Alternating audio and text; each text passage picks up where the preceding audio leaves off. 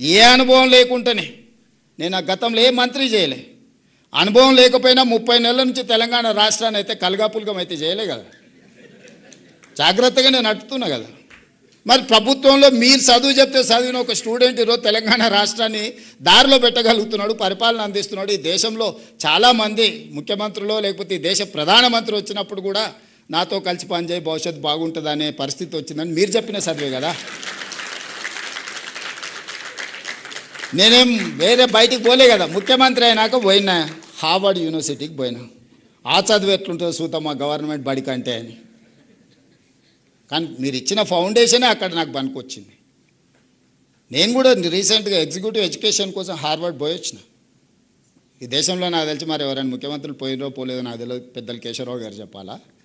ఇప్పుడున్న education system మిమ్మల్ని పంపించడమే కాదు, as a state chief minister నేను కూడా వెళ్ళి చూసిన అసలు ఏంది. హార్వర్డ్ నుంచి గొప్ప గొప్ప మేధావులు వస్తారు, నోబెల్ గ్రహీతలు వస్తారు, యూనికాన్స్ వస్తారు అని అంటే చూద్దాం అది కూడా అని. మీరు ఎట్లయితే 5 రోజులు మార్నింగ్ టు ఈవినింగ్ ఉందో same exact morning 9 to evening 7 5 days continuous, ½ an hour lunch break, కంప్లీట్గా కూర్చొని వచ్చిన క్లాస్లో నేను. చూద్దాం చదువు ఎట్లుంటుందో అని. చదువుతో పాటు క్రమశిక్షణను కూడా నేర్పుతుంది క్లాస్ రూమ్.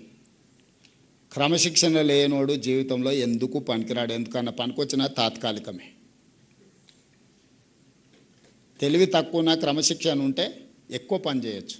తెలివి ఎక్కువన క్రమశిక్షణ లేకపోతే సరైన సమయానికి వాడు అక్కడికి రానే రాడు. దానివల్ల ఏం ఉపయోగం. మహామేధా ఉంటాడు కానీ పరీక్ష రోజు పరీక్ష రాయకపోతే ఏమవుతాడు.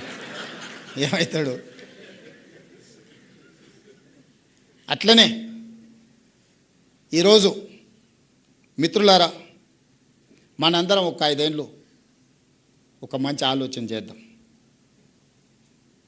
మనం ఇబ్బందులలో ఏం లేం, ఆకలితో ఏం చచ్చిపోతలేం.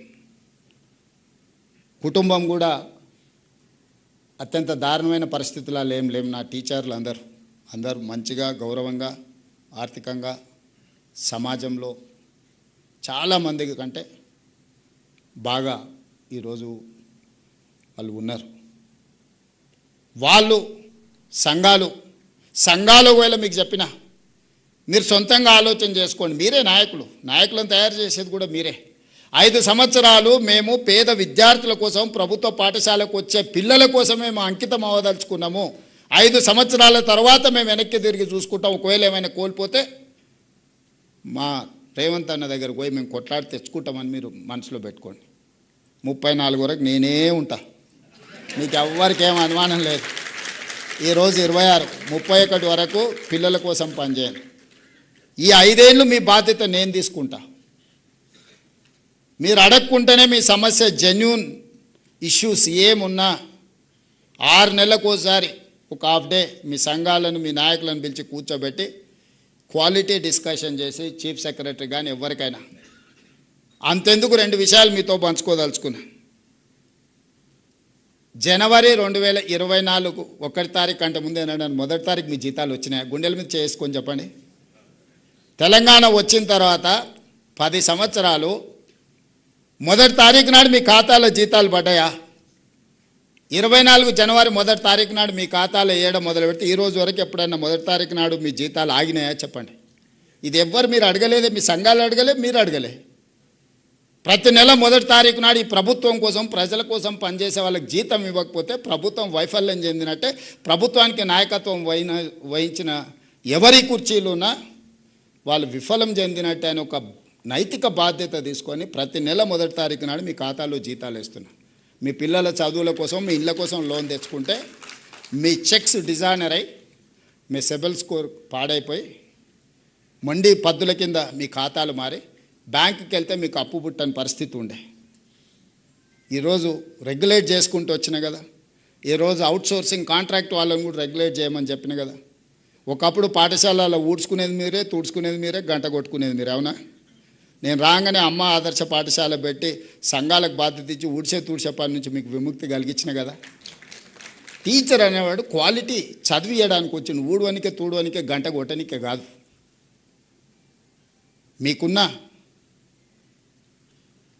అనుభవాన్ని పిల్లలకు ఉపయోగించాలనేది నా ఆలోచన. పిల్లల బట్టలు కావచ్చు, డైట్ ఛార్జెస్ 10 సంవత్సరాలు పెంచకపోతే నేను వచ్చి 40% పెంచిన.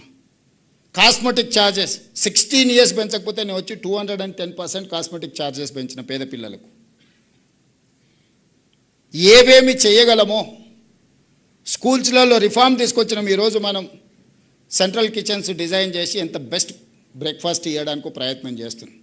ఒకరోజు పాలు, ఇంకొక రోజు రాగి జావా, ప్రోటీన్ ఫుడ్ ఇవ్వాలని ఈరోజు మనం ప్రయత్నం చేస్తున్నాం.